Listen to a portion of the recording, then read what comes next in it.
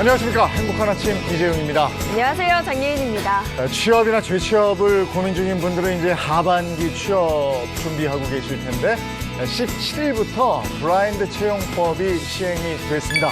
여기에 대해서 자세하게 좀 알아보도록 하죠. 네, 그리고 은퇴 이후에 제2의 인생 꿈꾸시는 분들, 또 창업 도전하시는 분들 중에 치킨집 혹은 카페 차리시려는 분들 참 많으시죠. 그런데 막연하게 도전했다가는 낭패 보기 십상입니다. 그래서 오늘은 전문가분들을 모시고요. 실질적인 꿀팁 전해드립니다. 새로운 한 주가 시작됐습니다. 월요일 행복한 아침 지금 시작합니다.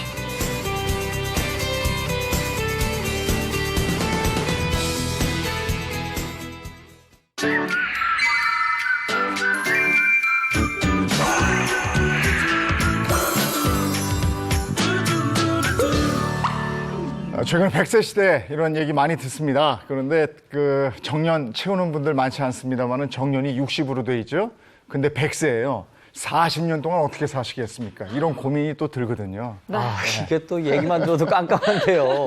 이게 사람이 이제 공기만 먹고 살 수도 없고 이제 흙을 파먹을 수도 없는데 네. 야, 60년 정도로 벌어놓은 돈으로 남은 40년을 살 수 있을까? 네. 이런 고민이 들긴 합니다. 그렇다고 뭐 옛날처럼 자식들이 나를 봉양해 주겠지. 이건 뭐 그렇게 생각하는 분들도 없을 거예요. 그래서 제2의 인생을 생각하지 않을 수가 없는데 글쎄 아직 네. 뭐 나이가 30대도 아니니까 네. 20대 후반이니까 그런 생각을 할지 정수 씨는 할지 모르겠어요. 뭐 저도 뭐 약간은 하고 있지만 사실 이제 정년이 바로 이제 내일 모레이신 분이 저희 가운데 앉아 계셔서 이제 당장 아니세요? 내일 아니신가요?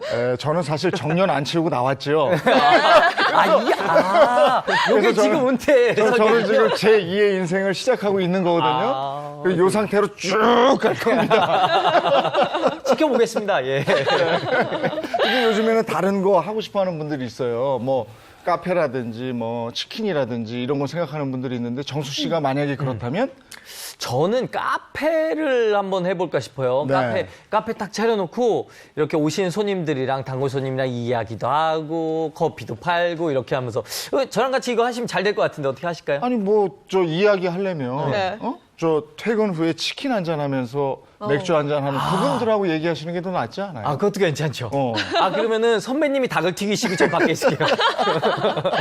이렇게 사실 많은 분들께서 은퇴 이후에 제2의 인생으로 창업을 꿈꾸시기도 하는데요. 사실 카페나 혹은 치킨집에 접근하기가 쉬워서 도전들 많이 하시는데 쉽게 생각했다가 낭패 보시는 분들도 참 많더라고요. 그럼요. 네. 네, 맞습니다. 실제로 카페나 치킨집이 일반 음식점보다는 좀 쉽겠지 안일하게 생각하셨다가 접으시는 분들 굉장히 많습니다. 이렇게 영업을 좀 5년 이상 길게 하시는 분들이 되게 찾아보기가 힘든데요. 이 영업 횟수가 5년 이상인 카페가 70% 미만이라고 하고요. 또 5년 못 넘기는 카페가 절반이 넘는다고 합니다. 그만큼 이 오래 못 버티고 폐업하시는 분들이 많다는 얘기입니다. 우리가 저 지금 겁주려고 막 이런 얘기를 하는 게 아니고요. 기왕에 할 거면 잘해보자 이런 뜻에서 오늘 확실하게 좀 알아보려고 합니다. 그 비법이라는 게 다 있는 거거든요. 네, 그래서 오늘 창업 관련해서 실질적인 팁을 주실 두 전문가분을 모셨습니다. 자, 우리가 많이 사용하고 있는 SNS 메신저, 또 배달 전문 앱 등 창업에 함께한 박용후 대표, 그리고 실제 카페 창업에 참여를 해서요. 현재 40여 개가 넘는 매장을 운영하고 있는 강호동 대표님 모셨습니다. 안녕하세요. 안녕하세요. 네, 안녕하세요. 네, 안녕하세요. 반갑습니다. 예. 자, 이제 계획을 한번 쭉 해보도록 하겠습니다. 카페, 치킨, 나는 어떤 걸 생각하는, 물론 다른 걸 생각하는 분들도 많이 계시겠습니다만은 많은 분들이 하는 이것으로 저희가 네. 특정을 해서 오늘 확실하게 좀 알아보려고 합니다. 네. 뭐 어떻게 각자 좀 정해야 되는 거 아닙니까? 뭐 어떤 걸로? 뭘 할까? 네, 뭐 하실 거예요? 네. 저는 치킨으로 할까요? 왜냐하면 50대 이후에 제일 많이 하는 게 요라르다. 치킨집. 치킨집. 저는 그러면 아직 젊으니까 전 둘 다 해보겠습니다. 예. 카페랑 치킨이랑 둘 다. 아니 근데 그거 전에 우리가 저 노인이 돼서 생활할 때 최저 생활비가 어느 정도인가 이런 네. 것도 한번 알아봐야 돼서 제가 보니까 기초 노령연금 수급자 2인 가족 기준인데요. 219만 2천 원이라고 그러고 한국노총에서 제시한 건데 2인 가구 생활비가 394만 6,115원이라고 그럽니다. 그러니까 우리가 노후에 좀 살려면 한 300만 원 정도는 한 달 벌이가 돼야 네. 가능하다 이런 얘기인데 글쎄 이런 거 해서 300만 원은 벌 수 있는 겁니까? 아, 네. 충분히 지금 어려운 시기지만 네. 네, 충분히 가능합니다. 그 단순히 돈벌이 이렇게 목적만 아니라 내가 이걸 왜 해야 되는지 그런 뚜렷한 목적과 창업에 집중할 수 있을 때 비로소 성공할 수 있다고 하는데 이런 정성적인 얘기보다 정량적인 숫자를 보고 구체적으로 말씀드리겠습니다. 그 구체적인 게 좋아요 우리는. 맞아요. 네. 네. 근데 아, 네. 저는 보니까 그 대충 그런 걸 하면은 몇 퍼센트 정도 남는 거예요? 남는 게 어떻게 돼요? 대략 카페라면 매출 대비 한 50% 정도 새해 전 수익이 일단 정도는 돼야 된다. 반 정도 남는 게 돼야 된다. 네, 네, 네. 괜찮은데요? 50% 남으면? 그렇죠. 네. 오, 50% 정도 남아야 된다. 그러면 우리가 한 기본적으로 한 30평대 정도 지금 저희가 저 제곱미터 뭐 세제곱미터 이렇게 하는데 네. 편하게 그냥 예, 일단 그 정도 평수입니까? 한 네네. 30평. 요게 99제곱미터. 나와 있네요. 예, 예. 이렇게 나오는 거죠? 네, 예. 맞습니다. 이거 그러면 보기 쉽게 살짝 정리를 해드릴게요. 그 사이에 이제 카페를 직접 하신다고 생각하고 적으시면 되겠어요. 네. 자, 그러면 정리를 먼저 해드리도록 하겠습니다. 아, 저 박 기자도 카페 하실 거예요? 아, 예, 좀 튀기고 조리하는 건 좀 자신 있어요. 알았어요. 알겠습니다. 제 그럼, 옆에다 네. 차리지 마시고요.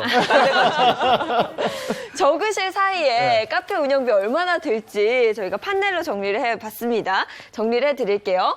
자, 30평 기준으로 했을 때 매장 임대료가요. 약 200만 원 정도 네, 나온다고 하고 인건비가 지금 시급이 8,350원이라고 해요. 많은 분들 알고 계시죠? 그래서 아르바이트생을 하루에 약 4시간 정도 쓴다고 하면 33,400원 그리고 8시간 정도 쓴다고 하면 66,800원이 예상이 됩니다. 그리고 식자재나 소모품 부분 인터넷으로 알아봤더니요. 평균적으로 원두가 1kg당 8,000원 정도라고 하고 우유는 약 2리터당 6,000원 정도라고 합니다. 그렇죠?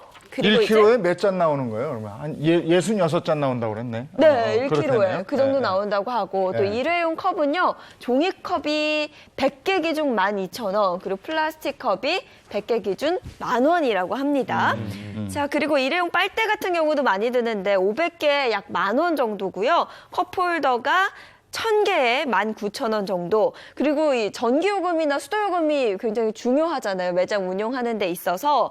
보시면 전기요금은 일반용 계약 전력으로 15kW 계산하면 기본료만 약 92,400원 정도 든다고 하고 수도요금도 보시는 것처럼 든다고 합니다. 이게 참 운영비가 세세하게 많이 들어요. 이렇게 딱 놓고 네. 보면 창업 준비하시는 분들도 아이고 어지러 이렇게 이렇게 보기만 해도 사실 어지럽거든요. 근데 이런 거 꼼꼼히 따져 보셔야 되는 거니까. 네, 네. 그래서 사실 원래는 카페 메뉴가 정말 많잖아요. 뭐 마끼아또도 있고 뭐 여러 가지가 있는데 보기 쉽게 아메리카노와 카페 라떼 두고서 두 분이 얼마나 팔 건지 네 적어주시면 됩니다. 적으셨나요? 네, 근데 이게 그냥 또 따지고 보니까 좀 복잡한 것 같은데 그냥 갖다 놓고 그냥 되는 대로 팔면 안 됩니까? 그러다 망한다니까. 맞아요. 되는 대로 팔면 될 것 같은데. 네, 분석을 좀 해봐야죠.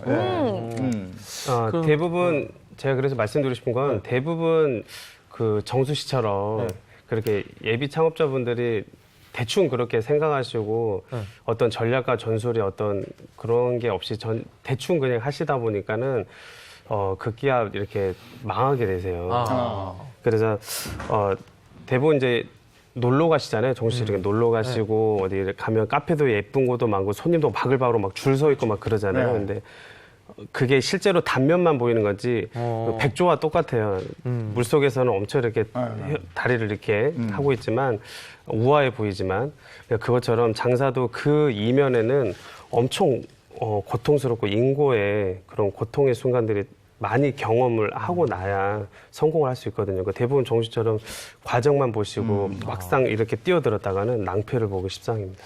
아, 그렇군요. 좀 서늘한데 그럼 네. 강호동 씨 같은 경우는 제가 보니까 뭔가 고통 별로 안 겪으신 분 같은데. 왜 없었겠어요? 그러니까 지금 이제 요거를 차근차근 보면서 설명을 전문가분들이 해주시고 네. 먼저 박수희 기자가 이렇게 써놔서 정리를 해놓은 게 있는 것 같으니까 그걸 보면서 한번 얘기해 볼까요? 네. 네, 어떻게 할 거예요? 예, 우선 저 계획대로 될지는 모르겠지만 우선 네. 적어봤습니다. 일단 주말은 쉰다고 생각하고 저는 평일에만 운영을 할 건데요. 이 소박하게 하루 평균 아메리카노는 45잔, 카페라떼는 30잔 정도 판매한다고 생각하면 한 달에 아메리카노 900잔, 카페라떼는 600잔 정도 팔리면 수입이 약 630만 원 정도로 예상합니다. 그리고 지출은 이제 임대료가 약 200만 원 정도 나가고요.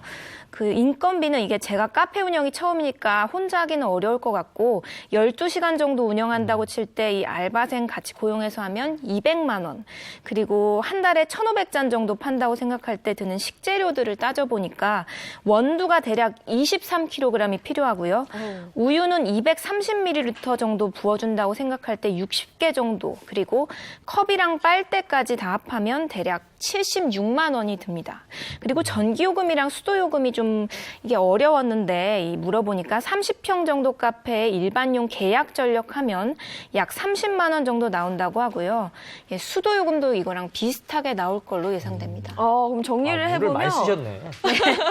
총 지출 비용이 거의 560만 원 네. 정도가 뭐나 들고 예상 매출에서 예상 지출 금액을 네. 빼면 대략 75만 원 정도밖에 안 나오고 한 달에? 네. 좀 생각보다 너무 조금밖에 안 남더라고요. 아니 그리고 망했네. 이거 망했어. 한 달에 인건비가 안 나오는 거 아니에요? 그러니까 이 망했네. 12시간을 일하는데 최저시급을 못 건지는 거거든요. 이게. 그러니까 가만 있어봐. 이건 지금 네. 분명히 문제가 있는 거고. 정수 씨 했어요? 네, 저도 했습니다. 저도 네. 했는데 저 이제 카페 이게 네. 제 카페입니다. 이렇게 망하는 카페 보지 마시고요. 이렇게 잘 되는 카페 한번 보여드리겠습니다. 일단은 제가 보시다시피 그 아메리카노 저희는 그 5,000원 한 잔당 5,000원 에이, 카페 너무 라떼 비싸. 너무 비싼 거 아니에요? 요즘에는 비싸야 먹어줍니다. 에이. 5,000원씩 그래갖고 5,000원씩 하고 그리고 라떼는 5,500원 그리고 이제 아침에 아메리카노가 더 팔려요. 그래 아침에 20잔 정도 팔고 점심에 이제 식사하고 또 드시잖아요. 그래서 한 50잔 팔고 저녁에 30잔. 그래서 하루에 100잔 아메리카노 팔고요. 그리고 이제 라떼를 하루에 아침에 이제 식사 대용으로 드시는 분들이 있으니까 20잔 나가고 점심 먹었으니까 조금 나가 10잔 그리고 저녁 15잔 그래서 총 45잔이 나갑니다. 그래서 이제 이거 한 달치로 쭉 계산을 해보면 아메리카노는 한 달에 2,500잔이 나가고요. 그리고 카페 라떼는 1,125잔이 나갑니다. 이렇게 해서 아메리카노만 판매한 수익이 1,250만 원이고요. 그리고 카페 라떼를 판 금액이 618만 7,500원. 그래서 총 예상 수입이 1,868만 7,500원이거든요. 그래서 제가 이거 쓰면서 생각했는데, 진짜 빨리 카페를 열어야겠다는 생각이. 근데 반대로 나가는 비용은 네. 어떻게 돼요? 나가는 비용이 이제 임대료로 이제 200만 19,600원 이렇게 나가고요. 임대료 나가고 이게 제일 크죠. 그다음에 인건비가 요게 중요합니다. 요거 잘 써야 되거든요. 저는 제가 열심히 일을 하고 그리고 이제 점심때와 저녁 때만 살짝 점심 때만 쓰면 되겠습니다. 점심 때만 점심 저녁으로 이제 여보세요. 그래서 네. 쭉 해서 얼마나 가냐고. 그래가지고 이렇게 쭉 해가지고요.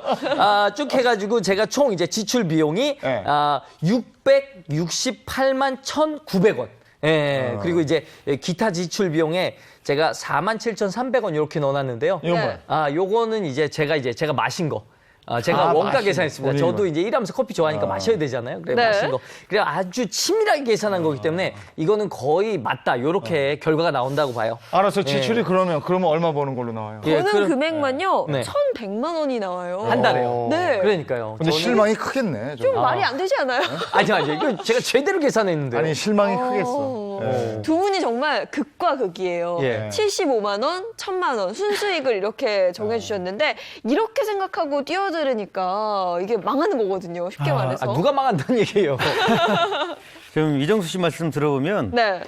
대한민국 전 국민이 그 카페 해야 돼요. 그러니까요. 그런 거를 이제 네 글자로 주먹구구라고 하는 거예요. 그리고 저렇게 그 낭만적으로 계산하시면 100점 100패입니다. 아, 진짜요? 그래서 어디다 일단 카페를 여실 건지를 결정하신 다음에 주변을 충분히 돌아보셔야 돼요. 그리고 보면 그 지역에 가면 망하신 분이 있고 오랫동안 버티시는 분이 있고 그렇거든요.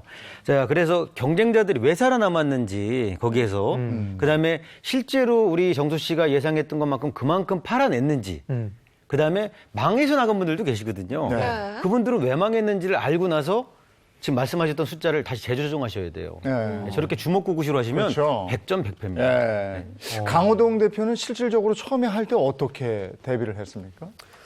아, 저는 처음 시작할 때 스트레스를 엄청 많이 받았어요. 왜냐하면 저는 이제 프랜차이즈하고 개인 창업을 이제 두 가지를 고려하다가 개인 창업을 준비를 했었는데 처음부터 이 매장 상권 분석, 그다음에 뭐 제품도 킬링 제품이 만들어져야 되거든요.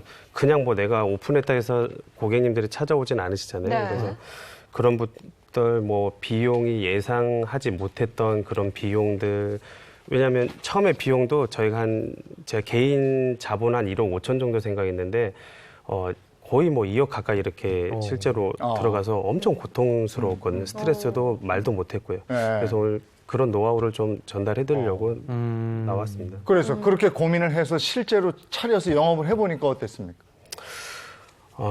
처음에는 제가 젊고 이제 패기가 있어서 막상 그냥 이게 무조건 될 거라고 생각을 했어요. 근데 저는 또 다른 예비 창업자분도 다 마찬가지세요. 무조건 망하지 않을 거라고 생각을 하세요. 자기 합리화, 자기 망상에 빠지죠. 근데 실제는 밖에 여기는 전쟁터지만 밖에는 지옥이거든요. 예. 그래서 섣불리 그냥 이렇게 나갔다가는 큰일 납니다. 그래서 오늘 저도 그래서 이런 노하우, 직원 관리, 고객 서비스, 뭐 그 고객님이 여기 들어오시는 이렇게 접객을 우리가 서비스를 하는 서비스 공간이잖아요. 그런 공간이기 때문에 매 순간 저도 편할 날이 없었던 것 같아요. 만만치 않다. 그러니까요. 이게 쉽지만 않습니다. 이 두 분이 직접 또 적어주셨잖아요. 이제 현실적인 조언을 들어보는 시간을 좀 가져볼게요. 네, 판넬을 저한테 주시면 네 전달해 드릴게요. 여기 있습니다. 네, 이게 또 이거 뭐 두 분 전문가가 보시겠어요? 아, 좀 봐주십시오. 예. 네. 예. 보시고 한번. 근데 아까 그 말이 굉장히 인상 깊었어요. 여기는 전쟁터지만 저쪽은 지옥이라고. 자, 요걸 객관적으로 한번 봐주세요. 이거 처음에 이거 하려면 이렇게 그쵸. 하십시오 하고 얘기해 주시면 좋을 것 같아요. 표정이 많이 어두워지셨어요. 근데 이게 지금 두 분이 일부러 그러신 건지 모르겠는데 이게 극대 극이에요. 네. 지금 우리 그 박수효 기자님은 굉장히 엄격하게 좀 정하신 것 같고, 네. 그다음에 우리 이정수 씨는 아까 말씀드린 주먹구구식으로 그냥 아메리카노 5,000원, 2,000원대도 있어요. 그래, 안 돼. 5,000원 안 돼. 아, 근데 또 제가 또 연예인 아니겠습니까? 연예인이 직접 만들어주고 아니야. 이렇게 대화도 하고 막 이러면은 좋아할 것 같아요. 근데 제가 보기에는 커피는 4,100원 기준으로 위아래가 맞는 것 같아요. 이제 이게 이정수 씨가 쓴 거를 이제 BTS라고 하면 좀 가능할 것 같아요. BTS면. BTS는 됩니까? BTS 정도면은 먹으러 오겠죠. 네. 근데, 진짜 이거를 다 계산을 하시면서 정말 중요한 건, 이게 다 중요한데, 여기서 본인이 한 잔 가격이 전체적으로 비용이 얼마냐. 딱 내가 하는 가게가 A라는 지점에서 하고 있는데, 지금 평균적으로 한 잔 가격이 딱 얼마지? 그리고 몇 잔을 팔아야 되는 거지? 라고 하다 보면 실질적으로 하루 이틀, 3일, 4일 이렇게 지나다 보면 불안감이 엄습해 오실 거예요. 우리 이정수 씨 같은 경우는. 그리고 오히려 우리 박 기자님 같은 경우는 좀 잘 되는데? 뭐 이런 생각을 가질 수도 있다는. 그러니까 너무 극대극이에요. 몇 잔 더 팔면 되니까. 근데 여기서 이제 아까 우리가 기준이 그 노후에 한 달 300만 원이란 말이에요. 네. 한 달 300만 원 이상 내 순수익을 가져가기 위해서는 요걸 어떻게 하면 좋겠는지 요걸 강 대표님이 좀 얘기 좀 해주시면 좋겠는데요. 우리가 요거 한 잔에 얼마를 받아서 몇 잔 정도 해서 어떻게 하자 이런 게 나오면 좋을 것 같단 말이에요. 그렇죠. 네. 아까쯤에 이제 저는 정수 씨 말에 좀 귀 기울이는 게 네. 사실은 카페가 이 여성 고객이 거의 한 70% 이상이 되세요. 근데 저 같은 사람 먹히는군요. 예, 저런 꽃미남을 실제로 아르바이트를 실제로 쓰기도 해요. 그리고 요즘은 또 스페셜티라고 네. 예, 블렌딩이 아닌 그래서 고급 전략으로 하시고 또 워낙 또 인물이 출중하시기 때문에 네. 저는 충분히 전략적으로 이렇게 잘 짜이면 BTS급으로 보시는 됐네. 나는 노후 걱정이 없어요, 이제. 예. 저는 이제 카페를 오늘부터 당장 시작할 생각입니다. 우리 저 강호동 대표님은 다른 건 몰라도 네. 그 사람 쓸 때 좀 고민 많으실 것 같아요. 맞아요. 근데 아, 카페 차리시는 분들이 많이 또 생각하시는 게 초창기에는 카페 권리금이라든지 또 매장 인테리어 비용이라든지 초기 투자금이 반드시 들거든요. 네네. 그 부분도 고려를 해야 되는 거잖아요. 네, 맞습니다.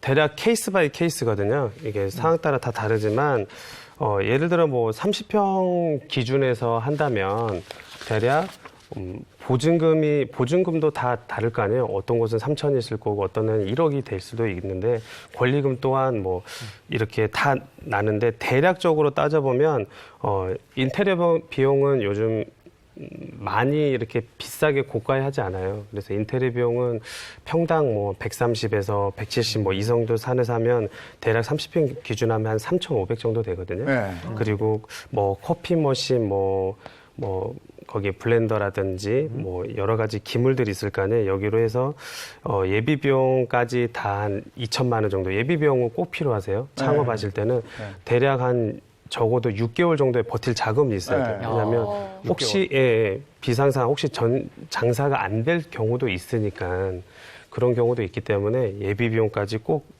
챙겨서 대략 30평 기준 아까 질문 내용은 결국 한 1억 3천 정도 이 정도 전후 정도 하시면 되지 않을까 싶습니다. 전 또 궁금한 게 있는데 그런 거 있잖아요. 그냥 목 좋은 자리에 가가지고 거기 인테리어를 싹 바꾸고 거기다 커피숍을 할 건지 아니면 애초에 이제 커피숍이었는데 그 인테리어를 그대로 놓고 좀 이렇게 싸게 좀 들어갈 것인지 네네. 요런 고민이 좀 들어요. 저 어떻게 네네. 들어갈까요? 정수 씨는 네. 정말 하실 모양이십니다. 예, 정말 지금 의지가 있습니다. 예, 디테일하게 질문을 네. 잘 해주셨고요. 네. 누구나 이제 예비 창업자라면 이걸 먼저 제일 첫 번째 허들은 이걸 늘 고민을 하세요. 네. 실제로 내가 다니기도 길거리에 다녀서 괜찮은 매장 저걸 인수하고 싶다. 근데 뭐 때마침 거기 사장님께서 갑자기 뭐 이렇게 건강 악화로 또 하실 수도 있고. 근데 저는 이제 뭐 여러 가지 가능성을 일단 열어두시면 좋은 게 실제로 그런 그러니까 잘 되는 것보다 안 좋은 사례를 먼저 말씀을 드릴게요. 일단 제 아는 지인분도 잘 된다 그래서 덜컥 계약을 했더니 알고 봤더니 그러니까 매출만 보고 포스 그 시스템 보고 했는데 그 매출이 거짓 매출이었던 거예요. 어머. 예, 사기 맞은 거죠. 그럴 수 있군요. 충분히 그럴 수 있죠. 왜냐하면 내가 거기 매일 상주에서 보고 체크하고 있었던 게 아니기 때문에 근데 이분이 양도하시는 분이 의도적으로 이렇게 매출을 계속 의도적으로 올렸던 거예요. 계속 찍어서 손님이 안 오는데 계속 찍어서 올렸던 거예요. 충분히 그렇게 거짓을 할 수 있거든요. 예. 그러면 그거 보고 나 봐라 영수증 이거 포스 용지 내밀고 나 봐라 이거 매출 이렇게 해서 지금 되지 않았느냐. 결국 이렇게 해서 야, 그러면 내가 이제 수지를 이렇게 하면 내가 한 달에 한 700, 800, 1000만도 벌 수 있겠는데 막 그런 이제 착각을 하게 되고 사기를 다 막는 거죠. 그래서 제가 여기서 팁을 드리고 싶은 거는 꼭 좋은 매장을 이렇게 인수를 하시게 되면 철저하게 매출 확인을 하시고요. 필요하시면 뭐 늘 한 달 정도, 2주 정도는 적어도 계속 거기서 레퍼런스 체크도 하시고 동네 주민들한테 인터뷰도 좀 하시고요. 그래서 충분히 체크해 보시면 좋을 것 같습니다. 저도 궁금한 게 한 가지인데요. 네네. 제가 남는 돈이 70만 원밖에 없었거든요. 그래서 네네네. 장사해가지고요? 아니, 네. 그러니까요. 그래서 비용을 좀 줄이고 싶은데 네네. 임대료는 200만 원이면 서울은 훨씬 비싸니까 좀 줄이기가 어려울 것 같고 네네. 인건비를 좀 줄이고 싶은데 제가 혼자 운영을 하면 200만 원은 아낄 수 있잖아요. 그래서 혼자 하시는 분들도 많은지. 저는 제 사례 중심으로 그냥 얘기해 드리는 게 제일 나은 것 같아요. 뭐 책 속에서 뭐 얘기하는 것보다 저는 가급적이면 기자님처럼 그렇게 추천을 드리고 싶어요. 그러니까 저는 오토 매장도 하시는 분도 이렇게 많으세요. 근데 오토 매장을 하면 주인이 없는데, 그러니까 이를테면 이런 거예요. 여기 이렇게 먼지가 보여요. 제 눈엔 보이거든요. 근데 아르바이트생은 이게 보이지 않아요. 이런 때라든지 테이블을 닦더라도 예, 겉으로만 닦지. 예.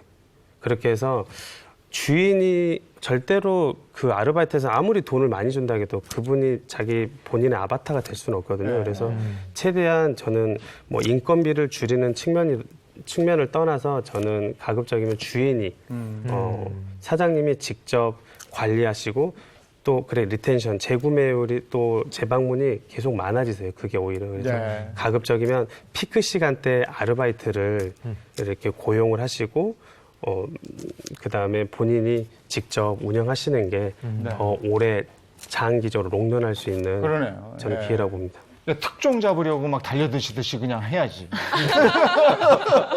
근데 그 초보자가 카페 운영을 할 때 그러면 매장은 어떤 식으로 보면은 되나? 이것도 좀 알려주실래요? 매장을 보는 방법이요? 네네네. 그러니까 매장으로 적합한 장소가 어디냐? 네. 아까 권리금 얘기도 나오고 뭐 얘기가 나와서. 매장은요, 주로 이게 내가 좀 많은 목돈을 많이 빨리 벌고 싶다. 그런 경우에는 이제 뭐 당연히 ROI를 따져보면 네. 투자 대비 수익률이 나오는 거 아니겠습니까?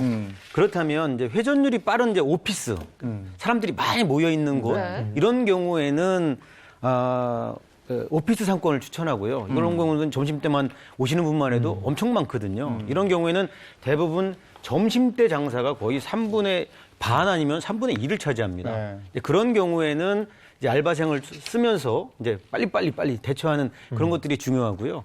이제 일반 상권에서 난 좀 여유 있게 좀 운영하고 싶다. 그런 경우에는 이제 지금 주택가나 이런 경우에도 사람들이 일부러 찾아오는 경우들이 꽤 많이 있어요. 그런 경우에는 여유롭게 하면서도 약간 인건비도 많이 안 들어가겠죠. 이렇게 사람들이 오는 빈도가 작으니까. 그래서 내가 좀 더 좀 열심히 치열하게 해서 많이 벌겠으면 투자를 많이 해서 오피스 상권에 들어가는 게 맞는 거고요. 네. 내가 좀 여유 있게 좀 내가 좀 돈을 벌더라도 비용을 줄여가면서 하겠다 그러면 이 주택가라든지 요즘에는 이제 그런 경우에도 사람들이 이쁘게 되면 또 찾아가는 경우도 굉장히 많거든요. 저런 곳에 카페가 있어 이런 경우에도 의외로 카페들이 있는 곳들이 꽤 많아요. 예, 그렇게 좀 약간 관점을 다르게 보시는 것도 좀 필요한 것 같습니다.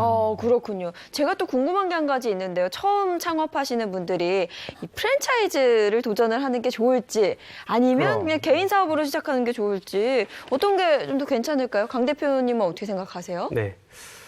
이 부분은 모델이 있어야 또 정확한 진단인데요.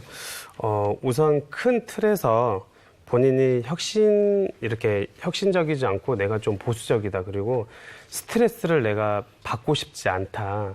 그러면 나는 그냥 누군가가 이렇게 좀 챙겨주고 이렇게 하라는 대로 지시한 대로만 하면 프랜차이즈 당연히 본사가 낫고요. 저는 가급적이면 개인 창업을 좀 이렇게 열심히 하셔서 알토란처럼 준비 잘 하셔서 그렇게 해서 저는 개인 창업을 좀 하시는 게 좋을 것 같습니다. 왜냐하면 수익 면에서도 그게 훨씬 나았고요. 네.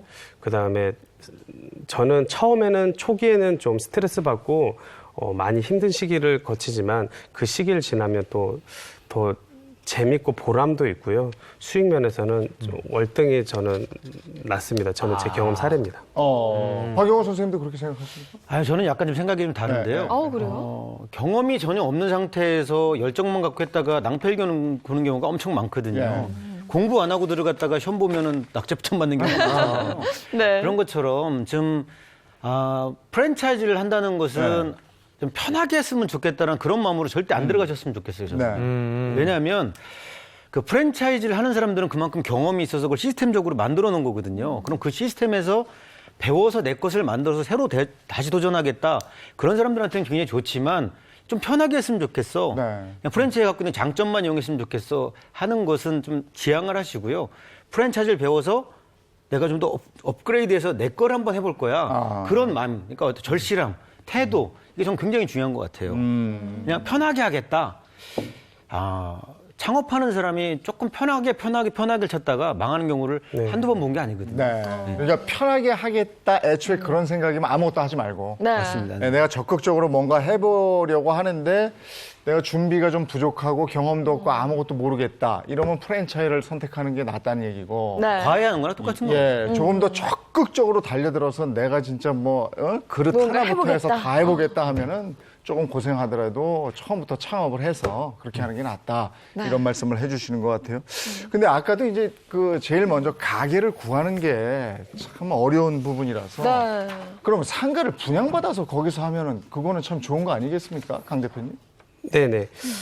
저는 실제로 좋은 질문이시고요.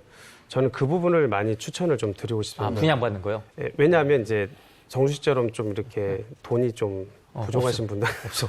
돈이 부족하신 분은 그 부분보다는 좀 이렇게 진짜 스타트업들은 이제 못 하시고 좀 막 은퇴를 앞둔 시점 좀 여유 자금이 좀 있으신 분들은 그런 상가 분양이 좋으세요. 실제로 저도 그런 경험이 있었는데 간단히 말씀드리면 분양을 이렇게 받으면 담보대출이 또 가능하거든요. 네. 50% 이상씩요. 그래서 그런 대출금을 대략적으로 구두적으로 제가 말씀드리면 그런 대출금을 이를테면 한 5억이다. 분양금이 한 5억이다. 그럼 거기서 한 2억 5천 정도 이상 나오거든요. 근데 그거를 1년의 이자로 따지면 한 1,100만 원 나와요. 월 이자가 1,100. 예. 그럼 그거를 n분의 1로 12분의 1 하면은 100만 원 남짓되거든요. 근데 내가 그런 들어가려면 그런 만약 30평 매장의 기준이었으니까요. 그러면 한 250 정도 못해도 300 정도 이렇게 내야 될 수도 있거든요. 근데 분양을 받으면 그 돈 내 돈 100만 원 정도 내고 장사를 할 수 있으니까 내 거가 되고 등기 내 거 치고 그다음에 장사할 수 있는 또 수익 나고. 단 여기서 주의해야 될 점은 꼭 주의를 해야 될 점은 요즘 공실이 되게 많으세요. 네. 길거리 지나가시면 임대 되게 많잖아요.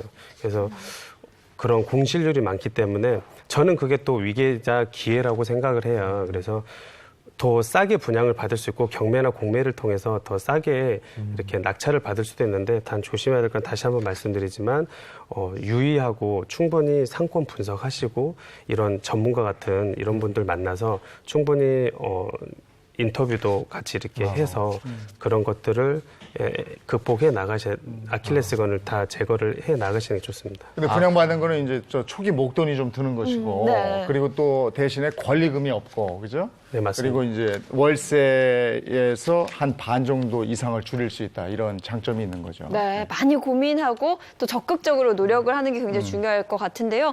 요즘은 또 차별화라는 이야기 많이 하잖아요. 다른 카페들 혹은 매장들과 차별화된 전략을 분명 가지고 있어야 될 것 같다라는 생각이 드는데 어떤 거 추천해 주실 수 있으실까요? 실제 사례를 말씀을 드리면은요. 제 아내가 카페를 하거든요. 그러세요? 잘 됩니까? 엄청 잘 됩니다. 진짜요? 처음 한 거였어요. 네. 근데 그 동네에 이제 카페가 꽤 많이 있어요. 부암동에서 하는데 딱 이제 상권 분석을 해본 거죠. 네. 근데 거기에 이 부암동이라는 동네 특성상 그 반려동물 키우는 분들이 엄청 많은 거예요. 근데 거기에 반려동물가 갈 수 있는 카페가 거의 전무한 거예요. 그랬어요. 그래서 고양이를 키우고 개들이 오게 만들고 그래서 그런 공간들을 만들어 주니까 예. 그쪽에서 이 반려동물 키우신 분들은 거의 다 그냥 거기에 모여 있다고 해도 과언이 아닐 정도로 그런 경우도 제가 봤습니다. 네. 그 전략을 박용호님께서 짜준 겁니까? 아니요, 아니요. 저희 아내가 발품 팔면서. 아이 컨설팅 또 해주셨겠죠. 아니, 그렇지 않습니다. 그래요. 근데 이제 제가 본 것은 네. 이제 거기를 그 직원들하고 계속 돌아다니더라고요. 아까 우리 강호동 대표님도 말씀하셨지만 진짜 발품 판는 것은 네. 배신을 하지 않습니다. 그렇구나. 그러면 반대로 이런 행동은 절대로 이런 거 할 때 이런 행동은 절대로 안 하는 게 좋다. 이러는 게 뭐가 있을까요? 강 대표님 말씀해 주시겠어요? 네. 이런 거 창업해서 이런 건 절대 하시면 안 돼요. 피해야 될 행동? 피할 행동들이 여러 개가 많이 있겠지만 첫 번째는 무작정 그냥 찾아만 가고 무작정 그냥 누가 좋다더라 그리고 어떤 목표와 어떤 설정 없이 뚜렷하게 그런 것들이 없이 무작정 그냥 계획과 준비 없이 하게 되면 10.89 그런 분들 대부분 망하는 경우가 되게 많습니다. 그냥 무턱대고 하면 안 된다. 그렇죠. 네. 꼼꼼하게 박용호 선생님. 따져보고 해야 되죠. 근데 이렇게 보면은요, 이게 조금 하시다 보면 좀 여유가 생기시나 봐요. 근데 그런 분들은 이제 오토 매장이라고 아까 이제 그런 말씀하셨죠. 오토 네. 매장 잘 모르시죠? 아, 주인이 없는 거 아닙니까? 주인은 있죠. 아, 주인이 주인. 없겠습니까? 주인이 있는데 그 사람이 운영에 관여를 안 하는 거예요. 그러니까 알바생을 두고 아. 그냥 매출 관리만 하시는 거죠. 네, 네. 얼마 팔았어, 좋은데요? 몇 장 네. 팔았어. 이제 멋집니다. CCTV 달아놓으시고 네. 몇 점 팔았나 뭐 이런 것만 하시는 거죠. 네. 근데 그런 경우에는 손님들 오면 느껴지거든요. 아까 이제 뭐 딱 이 테이블 하나 닦아도 진짜 맞아. 주인이 닦는 것과 네. 알바생이 닦는 게 다르다고 말씀을 네. 드렸잖아요. 네. 그런 것처럼 자기가 돈만 버는 게 목적이라는 거 보면 고객들도 금방 알아챕니다. 네. 정성으로 진짜 손님들을 맞이하는지 굉장히 중요한 것 같아요. 그래서 나 돈만 벌겠다. CCTV 들여다놓고 나 그냥 계산서만 찍으면서 네. 나는 그냥 매출만 확인하면서 돈 벌겠다. 이런 거는 절대 아예 생각을 하지 마셔야 됩니다. 그러니까 지금 카페 얘기했는데 카페를 하려면 커피 추출할 줄 알아야 되고 그럼요. 원두 볼 줄 알아야 되고 네. 라떼 만들 줄 알아야 되고 중국집 하려면 짜장면 만들 줄 알아야 되고 네? 이런 말씀하시 직접적으로 해라 이런 말씀이죠. 네. 자 지금 카페 얘기했는데 치킨집도 만만치 않단 말이에요. 그럼요. 자, 이번에 그렇죠. 예. 치킨집을 잠깐 좀 언급 좀 해볼까요? 예, 실제로 사업 경험이 없는 퇴직자분들이 가장 네. 많이 개업하는 게 치킨집입니다. 그래서 외식 프랜차이즈 중 5곳 중 한 곳이 치킨집이라고 합니다. 그 전망이 카페에 비해서 어떨지 모르겠어요. 근데 이 KB 자영업 분석 보고서에 따르면 네. 이 지난해 기준으로 전국 치킨 프랜차이즈 브랜드만 409곳입니다. 네. 그래서 가맹점은 약 2만 5천 개인데요.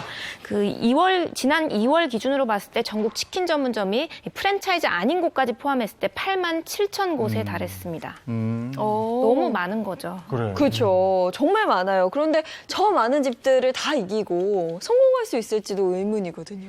맞습니다. 이 치킨 전문점 창업이 특별한 기술이 필요가 없고 배달 비중이 높기 때문에 임대료 부담이 적습니다. 그래서 5, 60대 퇴직자분들이 굉장히 많이 선호하시는데요. 근데 문제는 요즘에 영업 비용도 올랐고 이 경쟁률도 굉장히 치열해지다 보니까 운영이 굉장히 어려워졌습니다. 그래서 2015년 이후로는 창업보다 폐업이 더 많아졌다고 하고요. 이 8천 건 가까이 폐업 건수가 꾸준히 발생하고 있다고 합니다. 제가 그래서 미리 네. 저희 작가가 연락을 했길래 치킨 가게를 한번 열으셨군요. 가늠해 보라고 그러더라고요. 그래서 해봤는데 네, 네. 봅시다. 프라이드하고 양념을 팝니다 저는. 예. 근데 13,000원씩 받을 거예요. 너무 네. 싸. 13,000원? 닭에 문제 있는 거 아니에요? 노닭 아닙니까? 아니 이 정도 받으면 되지 뭐 더 받습니까? 아, 그래요? 예. 네, 그래서 보겠습니다. 이제 예상 판매 개수를 네. 25마리에서 50마리 판다. 하루에? 예, 예. 네. 하루에 50마리요. 이렇게 했어요. 그래서 이게 보니까 1일 32만 5천 원씩 되더라고요. 네. 예? 그래서 근데 요렇게는 됐고 쭉 밑에 보니까 나가는 돈들이 있어요. 네. 인건비 이거 주방에도 한 명 있어야 될 것 같고 그렇죠. 네, 홀에도 있어야죠. 배달도 한 명 해야 될 것 같고 홀에 한 2명 있어야 되겠다고요. 네. 그 중에 어디에 계신 겁니까? 그리고 저는 주차 관리해야죠. 아, 주차가 이렇게 해가지고 4명 네. 했더니 668만 원 이게 한 달 기준. 네. 이 정도 나가요. 그래서 근데 제가 잘 모르니까 이렇게 쭉 계산을 해본 거거든요.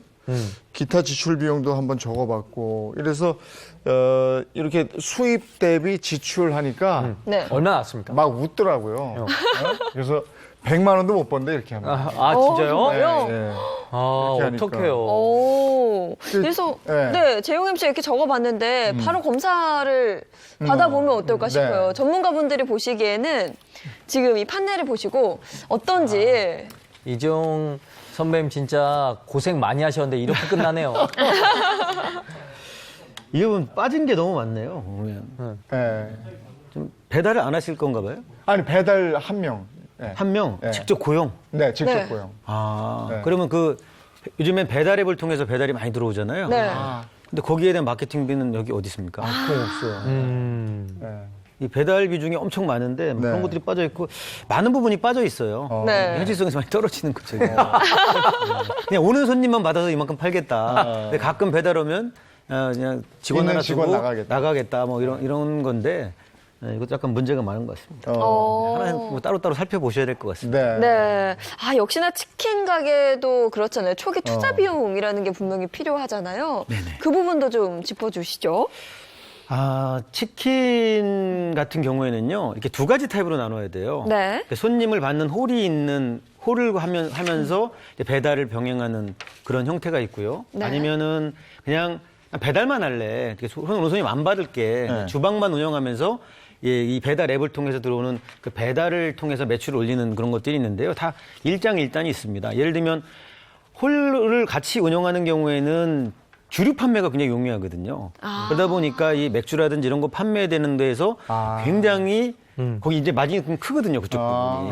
그러니까 일장일단이 있는데 전자 같은 경우에는 이렇게 홀을 같이 운영하는 경우에는 인테리어 비용이 상대적으로 많이 들어가거든요. 네. 그렇지만 이제 술을 많이 팔 수 있으면 그걸 한번 이제 비율 밸런스를 보셔야 돼요. 네. 그리고 약간 또 바뀌기는 했습니다. 요즘에 이제 그 페트병으로다가 그 생맥주를 배달을 하거든요. 네. 네, 그래서 맞아요. 그런 것들을 적극적으로 활용하면 배달앱 가지고도 아주 작은 매장을 가지고도 수익을 많이 올 수 있는 그런 두 가지 형태가 있을 수 있습니다. 주류 판매 빼먹었네. 그리고 제가 아까 저렇게 하잖아요. 네. 그러면 남는 순수익이 56만 원이래요. 100만 원이 안 돼요. 말이 안 되는 대체 거죠. 누구 좋으라고 장사하는 거죠? 저는 박수유 기자보다 더해. 네, 두 분은 절대 동업하시면 안 됩니다. 그러면 아유. 철천지 원수가 되는 수가 있으니까. 네. 어떻게 해서든지 방송을 쭉 해야 되겠네. 그런데 치킨집도 궁금한 게 워낙 프랜차이즈가 많잖아요. 그리고 또 동네에는 뭐 옛날 치킨이라 그래서 개인 창업하시는 분들도 많고 네네. 어떤 게 좀 더 유리할까요? 그 유불리는 뭐 정확히 말씀드리기는 좀 뭐한데요. 네. 예를 들면 이제 제가 사는 동네가 이제 저 강북인데요. 강북 같은 경우에는 그 오다 가다 하면서 그 목이 좋은 곳에 옛날 이렇게 그 인심 좋게 파는 그런 집들도 있어요. 네. 근데 그런 집들은 이런 논리에선 벗어나겠죠. 어. 그러나 치열하게 상권을 분석하고 상권을 따져서 들어가고 하는 경우에는 딱 보면 이름 없는 데보다는 번듯한 프랜차이즈가 또 날 수도 있는 거거든요. 네. 그러니까 그곳은 또 이 프랜차이즈라고 하더라도 이제 프랜차이즈 특성상 아주 조그만한 아니 뭐 10평만 일부러 이렇게 큰 평수를 주지 않는 프랜차이즈도 있어요. 그리고 뭐 기름을 공짜로 대준다거나 뭐 이렇게 하는 데도 있기 때문에 그것은 아까 우리 전반에도 말씀을 드렸지만 발품을 팔고 공부를 하는 게 그만큼 오류를 줄이는 가장 기본적인 겁니다. 네. 네, 그래서 자기가 어디서 할 거냐가 굉장히 중요합니다.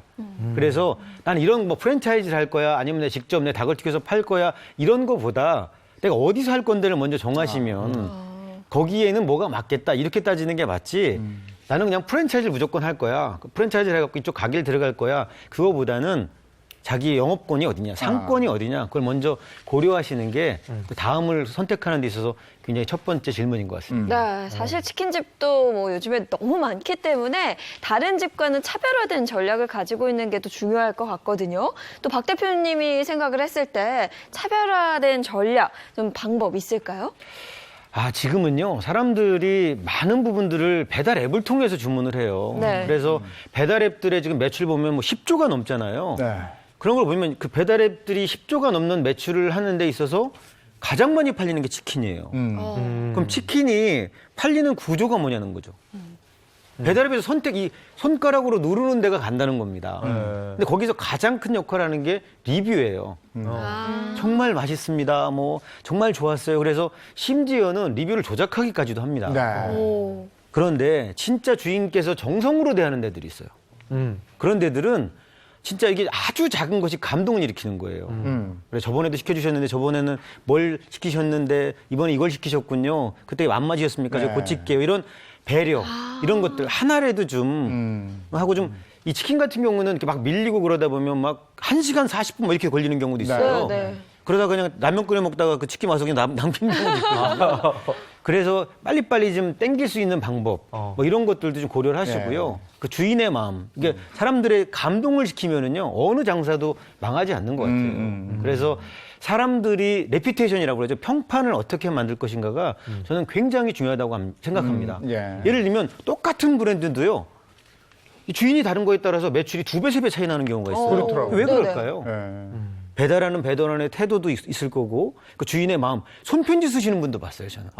진짜요? 그런 배려까지도 한다면 저는 뭘 해도 저는 이길 거라고 네. 생각을 합니다. 그럼 강호동 대표는 이런 건 절대 하지 마세요 하는 거 또 하나 좀 알려주세요. 방금 저희 박용 이사님께서 말씀하신 것처럼 절대로 그런 게으르지 저는 않았으면 좋겠습니다. 예, 절대 게으르지 않았으면 좋겠고, 왜냐하면 저 같은 경우도 사실은 이 자리가 되게 좋은 자리인데요. 저는 박용 이사님과 스승과 이렇게 지금 스승님이지만 독자와 저자의 만남이었거든요. 그러니까 저도 늘 혼자 스스로 홀로서기 하고 성장을 하기 위해서는 너무 이렇게 자기 개발을 많이 했어야만 했어요. 그래서 오로지 책을 보고 이런 분을 만나서 성장을 했고, 급기야 작년에 저희도 매출을 100억을 할 정도가 됐거든요. 네. 그러니까 다시 한번 말씀드리지만 예비 창업자분들이 그냥 프랜차이즈 이런 분들 그냥 손 안 대고 코 풀려고 하시거든요. 근데 그런 분들은 그냥 도와주시는 서포트 역할만 하시는 거세요. 그래서 프랜차이즈든 개인 창업을 하시는 뭐든 다 좋으시니까 지금 도전하시고, 실패는 아니잖아요. 시련이 있는 것뿐이죠. 그래서 저는 그 얘기 꼭 당부드리고 싶어요. 절대 게으르지 마라. 그러니까 누구나 할 수는 있지만 아무나 성공하는 건 아니거든요.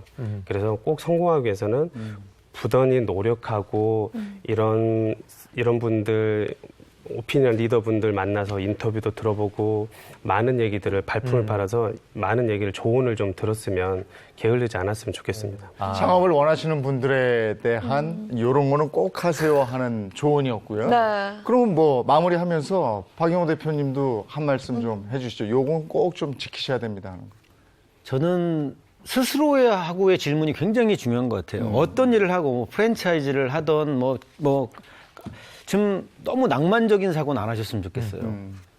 예전 직장은 다니다가 속된 표현으로 열받으면 때려치는 분들도 있어요. 그런데 가게는 다릅니다. 가게는 접는 순간 거의 다 빵이 돼버리거든요. 회사는 그만두면 퇴직금이라도 나오죠.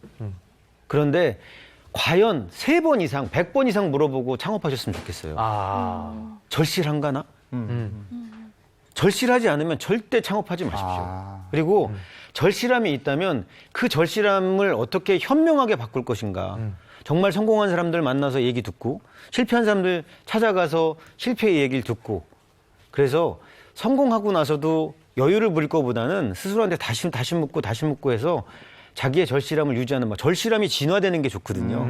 그런데 교만함은요, 어찌됐건 뭐가 됐건 망합니다. 네. 네.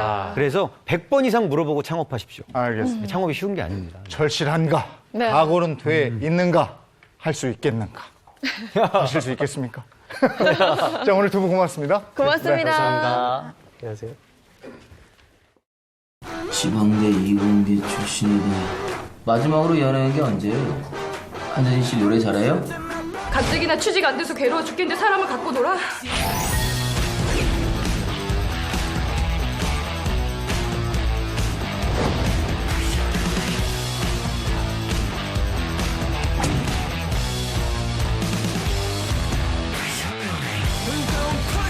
예전에 진짜 면접 볼 때 별 질문 다 했어요. 네. 그냥 궁금한 걸 물어본다는데 호기심 어린 눈으로 이 사람에 대한 사적인 질문 같은 것도 많이 했던 것 같아요. 그렇죠. 네. 근데 이제 면접을 받는 입장보다 면접을 또 많이 직접 면접관으로 참여를 하시잖아요. 근데 요즘에는 그런 질문 하면 안 된다는 걸 기본적으로 숙제했기 때문에 네. 그런 질문 안 하고 이제 객관적인 질문을 하려고 노력하죠. 어떤 질문 받아본 적 있어요? 저는 아무래도 저희 친언니가 또 방송사 아나운서다 보니까 네, 네. 언니 관련해서 질문을 참 많이 받아서 조금 난감했던 경험들이 그래요. 있어요. 네. 좀 짜증 났겠어요. 언니 얘기를 저한테 왜 물어요? 이렇게 따지죠. 그럴 수는 근데 없었죠. 청수 씨는 어떤 면접? 저는 인터뷰라고 하면 면접이라고 하면 저는 이제 개그맨 시험 봤을 네. 때 그때가 아마 처음이자 마지막인 것 같은데. 네. 그때 이제 방송사에서 이제 묻잖아요. 왜 개그맨이 되려고 하십니까? 라고 했는데 저는 그때 뭔가 꼭 해야 될 것 같은 대답을 했어요. 그러니까 저는 평생의 소원이 개그맨이 되는 것이었습니다. 뭐 이렇게 얘기했는데 사실 저는 당시에 그냥 제 웃기는 재능으로 돈 벌고 싶었습니다. 뭐 이렇게 하고 싶었거든요. 네. 근데 그렇게 대답 못하고 네. 뭔가 원할 것 같은 대답을 했던 것 같아요. 하긴 속마음은 꼭 하고 싶습니다 이건데 그죠? 네. 근데 예전에는 부모님 직업이 뭐냐, 아버지 뭐 하시냐 이런 거 많이 우리 아버지 뭐 하시노? 네. 네. 지금 그 채용 절차의 공정화에 관한 법률상 네. 아주 잘못된 질문입니다. 아니죠? 네. 위법이에요. 그래서 네. 직무와 관련이 없는 그런 질문, 특히 그 부모님의 직업이나 학력을 묻는 질문은 그 면접 때 절대 하시면 안 됩니다. 그래서 이 구체적인 개인 정보를 묻는 게 사실은 안 되는 일이거든요. 그래서 저희가 실제 면접장처럼 이 스튜디오에서 네. 상황을 한번 꾸며 보도록 할게요. 재용 아나운서와 정수 씨. 제가 면접관이고 네. 정수 씨가 면접 보러 온 거죠? 저 아나운서 네네네. 시험 보는 겁니까? 요쪽. 한번 상황을 저- 직접 만들어서 떨리네요. 보도록 하겠습니다. 자, 참고로 아나운서 시험에 이렇게 질문하진 않습니다. 네. 자, 안녕하십니까. 들어오세요. 네, 참가번호 1번 이정수입니다. 번호 6번 맞습니까? 네, 맞습니다. 네, 이정수 씨. 예. 들어올 때 보니까 키가 좀 작으신 것 같은데 키가 몇 센치 정도 되시죠? 제가 이거 땡인가요? 저는 174입니다. 그러세요. 네. 좀 작구나. 그 전에 행복회사에 있었네요. 예. 거기서 뭐 하셨어요? 거기서 네. 마케팅 관련 일을 했었는데요. 예. 굉장히 잘한다는 평을 많이 들었습니다. 그렇군요. 예. 예. 근데 왜 잘했는데 우리 회사에 왜 지원하셨어요? 이 회사에서 더 잘할 수 있기 때문에 왔습니다. 그래요? 알았어요. 자, 이력서 보면은 왜 학교가 안 적혀 있는데 네. 학교 어디 나왔어요? 제가 행복대학교 나왔습니다. 과는요? 예. 예. 신문방송학과 나왔습니다. 그래요? 예. 근데 우리 회사에 행복대학 출신들이 많아요. 그렇습니다. 예. 선배님 잘해보겠습니다.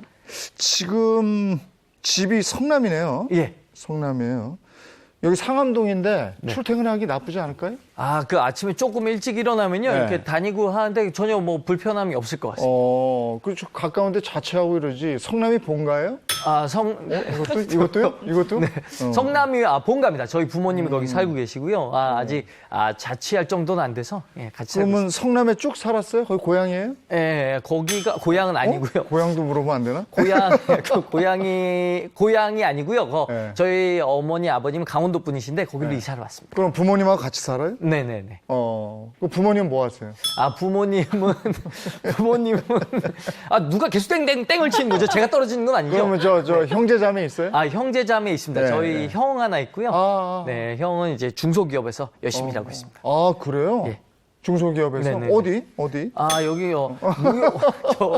저쪽에 M땡땡이라고요. 예. M땡땡에 있습니다. 거의 중소기업이구나. 예. 여기 역시 채널 땡땡이 대기업이죠. 알겠어요. 예. 예. 결혼은 아직 안 했나 봐요? 결혼은 아직 안 했고요. 그래요? 애인은 있어요? A는 지금 어저께 없어졌습니다. 그래? 헤어졌어요? 네. 왜 헤어졌어? 그게 사실 여자가 바람이 나서.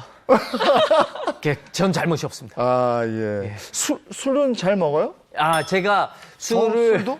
3차까지 제가 정신이 멀쩡한 상태로 잘 마십니다. 예. 우리 회사 말고 다른 데도 원서 많이 냈죠? 아닙니다. 저는 원서를 여기밖에 안 냈습니다. 그래요? 예. 몇 군데 더 다녀보셔야 될 것 같은데. 저기요. 정말 쉴 새 없이 종이 땡땡땡 울리네요. 정말 설마 예전에 면접 보실 때 이런 질문 하셨던 건 아니죠? 지금 개정된 채용 절차법에는 네. 굉장히 위배되는 그런 질문들이 많았어요. 선배님 곧 구속되신 건가요?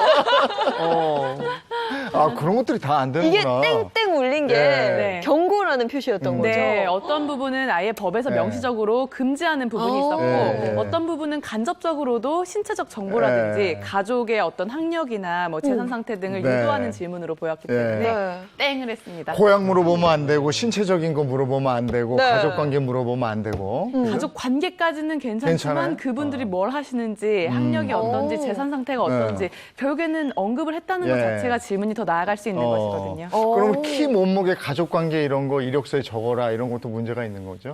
그럴 경우에는 과태료 부과 대상이 되는데요. 네. 500만 원 이하의 과태료가 부과됩니다. 네. 1회 위반 시에는 300만 원, 2회는 400만 원, 3회부터는 500만 원 과태료가 부과됩니다. 이거 한번 볼까요? 그러면? 네. 과거의 이력서를 보시면은 요렇게 여기 이제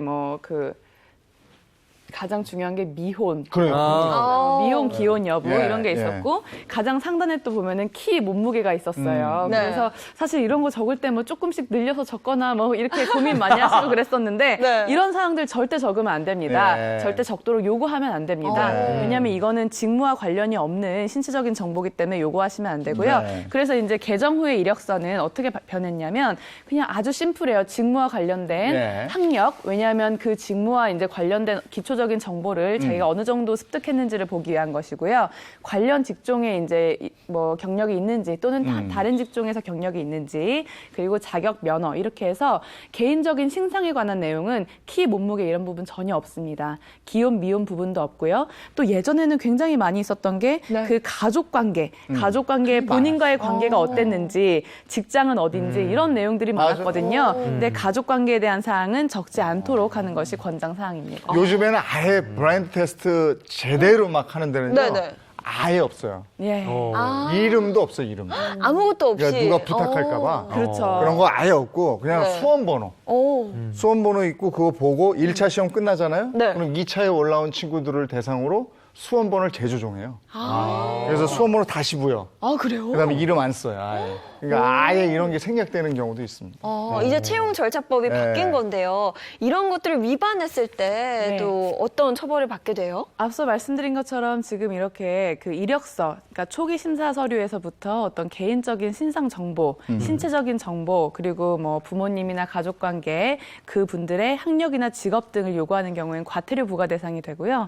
그리고 또 이런 채용 면접을 빌미해서 이걸로 뭐 아이디어를 수집한다거나 아니면 그 회사를 홍보한다거나 네. 이렇게 거짓 채용 정보를 제기하는 경우가 있는데 이런 경우에는 5년 이하의 징역 또는 2천만 원 이하의 벌금형으로 처벌까지 됩니다.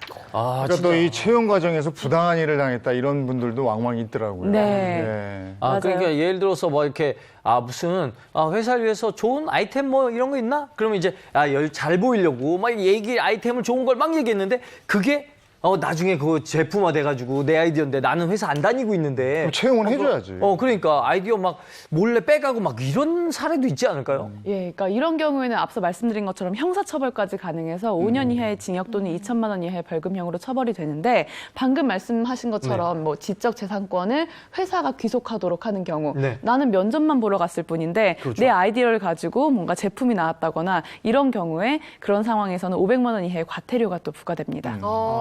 그런 경우도 있더라고요. 뭐 졸업 증명서 혹은 건강검진 이런 표도 내가 합격하기 이전인데 요구하는 경우들이 있거든요. 그건 좀 과도한 개인정보를 주는 게 아닌가 싶어요. 맞습니다. 그래서 채용 절차법에 들어있는데요. 그러니까 만약에 다단계로 어떤 서류 전형을 거쳐서 면접을 보고 그다음에 또 심화 면접을 보고 이런 경우에는 초기 단계에서는 그런 입증 서류라든지 아니면 뭐 건강검진에 대한 서류 이런 서류들은 1차 이력서가 합격된 이후에 이제 받도록 그것을 권고하고 있습니다. 그리고 또 이제 탈락한 지원자가 채용 심사 때 이제 제출했던 그런 서류들을 반환을 요구할 때는 반환을 해야 되고 이때 반환하지 않으면 시정명령의 대상이 됩니다. 그 약간 떨어졌을 때 분풀이 상황 마음으로 좀 다 돌려달라고 막 이렇게 했으면 좋겠어요. 그러면 이때도 예외 상황이 하나가 있는데요. 그 이력서를 홈페이지나 이메일로 접수하는 경우에는 이제 또 반환을 하지 않는 그런 대상이 됩니다. 그럼 만약에 그런 거 있잖아요. 그 처음에 취직할 구직에 이제 응시했을 때는 주 5일제 근무라고 알고 있었는데 주말마다 막 당직이 있고 내 월급의 1%가 그냥 자동으로 기부가 된다 그러고 막 내가 생각했던 것과 다른 계약 조건들이 있으면 이건 어떻게 해야 되나요? 네, 딱 들어보셔도 레드카드죠. 네, 이거는 채용 절차법 위반이고요. 이런 경우에는 500만 원 이하의 과태료가 부과될 수 있습니다. 즉, 그 채용 광고에서 제시한 그 조건보다 불리하게 근로조건을 변경하는 경우에 이건 채용 절차법의 위반 사항입니다. 근데 우리가 이제 제가 걱정되는 부분은 이력서에는 이런 게 다 빠졌다, 가족관계에 빠졌다고 해도 최종 정도까지 가면 최종으로 가는 그 전 단계에서 신원조회라는 걸 우리나라는 하잖아요. 네. 신원조회 보면 다 있어. 가족부터 시작해서 가족 이런 게 있어요. 네. 그래서 결국은 최종에 가면 이거 다 알게 되는 거 아닌가. 네? 그래서 이제 법에서는 입증 자료로 수집하는 경우에 이것이 위배되고 그리고 초기 심사 단계에서 이력서에서 요구할 경우에 이게 법에 위배돼서 과태료 500만 원이 부과된다 이렇게 정하고 있습니다. 또 이제 가끔 보면 면접관이 압력받는 경우가 있어요. 이거는 뭐 절대 안 되는 거겠죠. 그렇죠. 이게 가장 문제되는 경우인데 그 법령 자체가 채용 절차의 공정화에 관한 법률입니다. 그래서 공정성을 해치는 행위, 청탁을 하거나 뭐 금품이나 향응을 제공하거나 수수하는 경우 이런 경우에는 3천만 원 이하의 과태료가 부과됩니다. 근데 이게 소문날까 봐 만약에 이런 일을 당했어도 내가 어디다가 가가지고 뭐 신고를 한다든지 네. 뭐 고용노동부 가가지고 하소연을 이러면 다 소문나지 않을까 이런 거 있는데. 그러니까 블랙리스트 되고. 네. 지난주부터 이 개정이 돼서 시행되고 있는데요. 네. 고용노동부에 신고하실 수 있습니다. 어. 그러니까 이제는 지금까지는 부당한 일을 당했어도 네. 이걸 신고할 때가 마땅치도 않고 네. 이게 잘못된 건가? 다들 이런 질문을 받는 거 아닌가? 이런 고민에 빠지는 경우가 더 많았을 거예요. 네. 근데 이제 법적으로 명백히 안 된다라고 규정하고 있고 네. 또 이제 과태료도 부과해야 되고 벌금, 처벌까지도 할 수 있는 상황이기 때문에 네. 이제 가셔서 신고를 하시면 됩니다. 직접 가지 않으셔도 네. 전화로도 신고하실 수 있습니다. 이제 면접 받으러 갈 때 여기다가 이렇게 해서 녹음하지 않을까 이런 나 이런 생각이 또 드네요. 그럴 수 있습니다. 네. 엄밀히 말씀드리면 그게 네. 위법은 아니거든요. 아, 통신비밀보호법상 그 대화자가 있는 상태에서 녹음은 위법이 아니고 예. 정말 부당한 상황이 있었다고 한다면 또 입증의 필요성도 있는 것이니까요. 예, 면접 받는 사람들만큼이나 면접관들도 더 신경을 좀 쓰셔야 되겠네요. 오늘 도움 말씀 고맙습니다. 네, 고맙습니다. 감사합니다. 이제 날씨 한번 알아볼까요? 네, 오늘 중부와 영남 지역을 중심으로는 폭염특보가 내려졌고요. 한낮 기온이 34도까지 치솟는다고 합니다. 야외 현장 연결해서 날씨 알아보도록 하죠. 김혜연 캐스터. 네, 태풍이 지나고 습도를 잔뜩 머금은 공기 탓에 꿉꿉함이 감도는 아침입니다. 밤사이 강릉 등 일부 지역은 최저기온이 25도 이상을 웃도는 열대야가 나타나기도 했는데요. 마침 중복인 오늘 기온이 쑥쑥 올라서 푹푹 찌는 듯한 찜통더위가 찾아오겠습니다. 중부와 영남을 중심으로 기온이 33도 안팎까지 치솟을 것으로 예상돼 1시간 후 이들 지역으로 폭염주의보가 내려지겠고요. 그 밖의 내륙도 30도를 웃도겠습니다. 현재 전국에 구름 많은 가운데 중부 곳곳에 빗방울이 떨어지고 있습니다. 오전 중에 모두 그치겠지만 지형적인 영향으로 제주는 낮까지 비가 내리겠고요. 대기가 불안정해지면서 오후에 남부 내륙으로 소나기가 지나겠습니다. 이로 인해 습도는 더욱 높아질 텐데요. 대부분 지역에서 불쾌지수가 높겠고요. 자외선 지수는 서울과 충청 이남을 중심으로 강하게 내리쬐니까요. 통풍이 잘 되는 시원한 옷차림이 좋겠습니다. 모레까지 더위와 열대야가 이어지겠습니다. 밤에 모레밤 중부 서해안부터 장맛비가 시작돼 주 후반까지 중부를 중심으로 비가 내리겠습니다. 장마철 일상에서 활용할 수 있는 습기 제거 어떤 게 있을까요? 곳곳에 숯을 두면 습기는 물론 곰팡이 제거, 공기 정화에도 효과가 뛰어납니다. 먼지를 털어내고 물로 씻은 뒤 전자레인지에 돌리면 재사용할 수 있다고 하고요.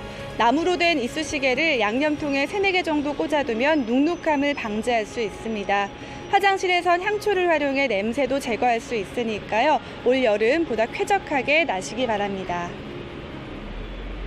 아침 안개가 자욱해지면서 가시거리가 좁혀진 곳이 많습니다. 평소보다 차간 거리 넉넉히 두시고 안전운전 하시기 바랍니다. 그럼 이번 주도 행복한 하루 보내세요. 지금까지 상암동 DDMC에서 날씨였습니다. 오늘 한 주를 시작하는 월요일인데 또 중복이에요. 뭐 먹을까 벌써부터 고민하시는 분들도 계실 텐데 이렇게 큰 복수박 어떻습니까? 네. 오늘 저녁에 보양식 챙겨 먹으러 가셔야겠습니다. 저희는 내일 아침 8시 더욱 신선하고 재미있는 내용으로 돌아올게요. 네, 행복한 아침, 행복한 하루 되십시오. 고맙습니다. 고맙습니다.